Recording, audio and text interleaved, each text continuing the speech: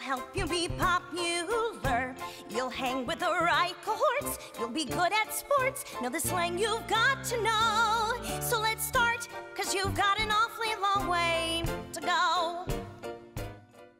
We're here at Stranahan Theater, and we are with Jenna Claire, who you may know as Glinda from Wicked. Tell me a little bit about who Glinda is. Oh, Glinda is, well, it's a lifelong dream role for me. It's something I've always wanted to do. I saw the original Broadway cast when I was 13 and told my dad at intermission, I want to play Glinda someday, so definitely a dream come true. And then outside of that, I mean, she's just so much fun to play.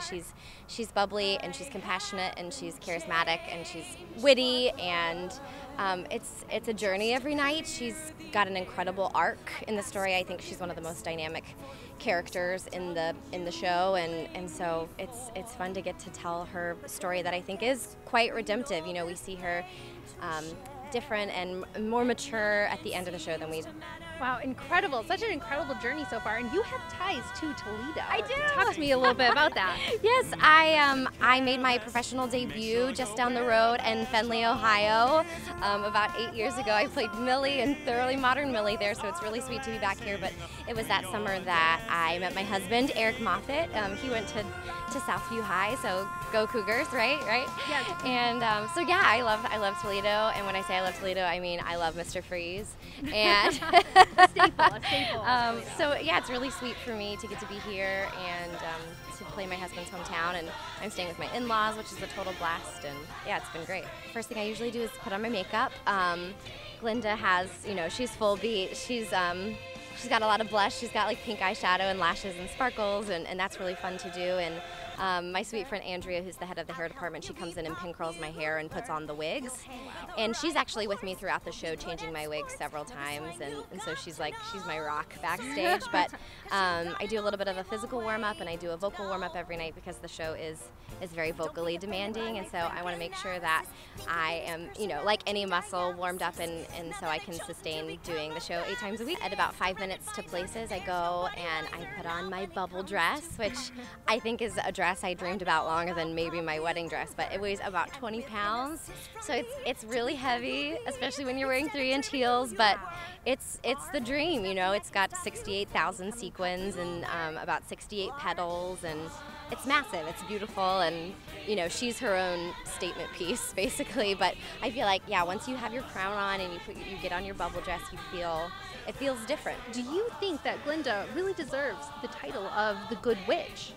I do, and I really like her speech at the end of the show. She says, if you let me, like, I'd like to try to be Glinda the Good. And that moment when she says for good, I don't want to spoil anything, but she's seen the way leaders have led previously in Oz, and I think she's looking at that and she's saying that's not good enough.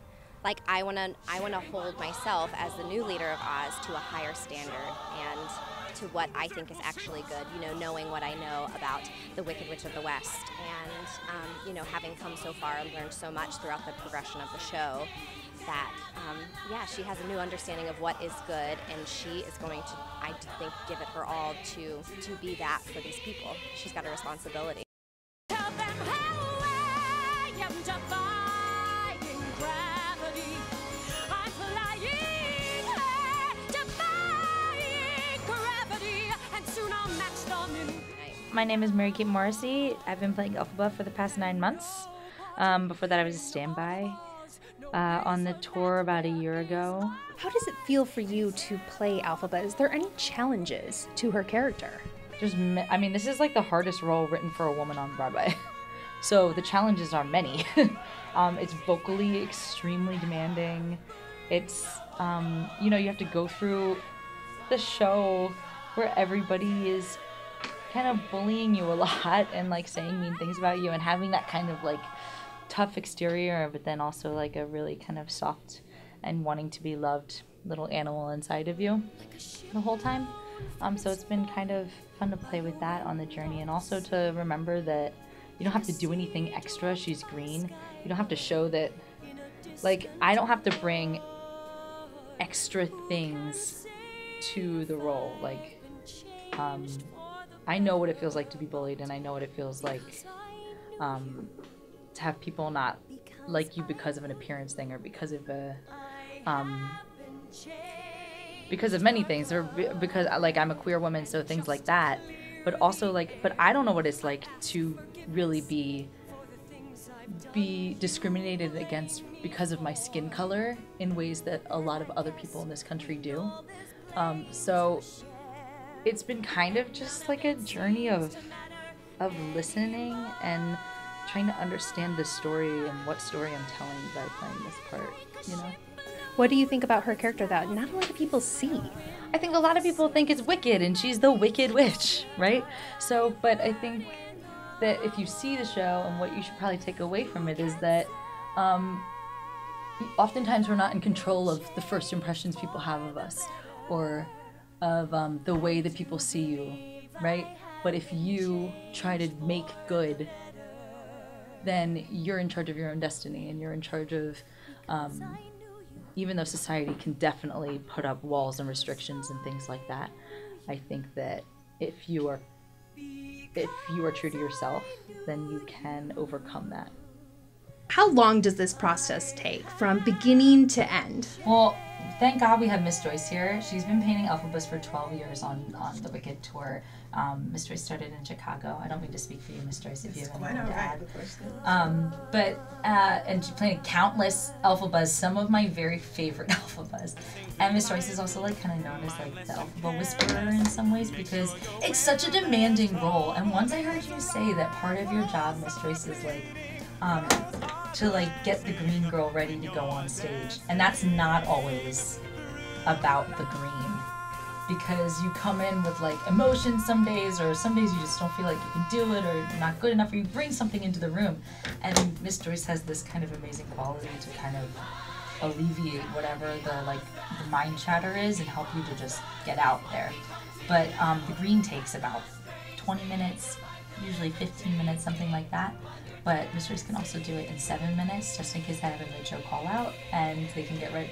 My standby, Chelsea, they can get her ready in 7 minutes to go on stage for like a sub, you know?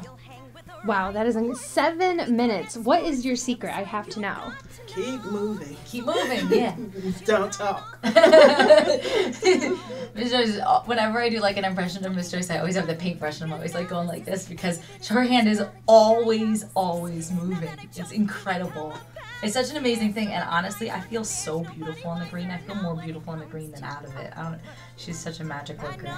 So, so we're just putting her face back on after we green her. The green is stabilized by a product called P2 powder from Krylon. And you'll just see her face come back alive and not be so from the green. How many years did it take you to perfect this whole process? I don't think you do. Every so often, I would say sometimes within every week, I find another bone in her face that I didn't know was there, or another stroke I could do that brings out something very special. So it's always a work in progress. With the brushes, I see many different kinds, paint brushes, makeup brushes. Has it just been a trial and error? Well, I get some exactness from the brushes, whereas most people use the same line of brushes. I don't, because I discovered I can get more exactness from a paintbrush when I'm doing hard lines, and I want it to look really exact and not sneaky. So I can just do that real easy with a paintbrush. What is your favorite part in the show? Do you have a specific song? It totally varies. It's like I have a different part every night because it's so new every night. I have the best scene partner in the world. Jennifer Mason is an amazing comedic actress and soprano, but most of all, she's like my best friend. And so we have so much fun that it's a different show every night. I really look forward to Popular because I can just sit there and kind of watch her do her thing, and I really think that's where we get to win the audience over. But I also really love singing Defying Gravity because it's just like, you can, if it's hot, like if it's on that night and you can feel it, you can feel like the tension cut with a knife kind of. When I sing that last you can feel like everybody in the crowd scream because they're seeing themselves like in Elphaba overcome whatever they're thinking about, you know? no one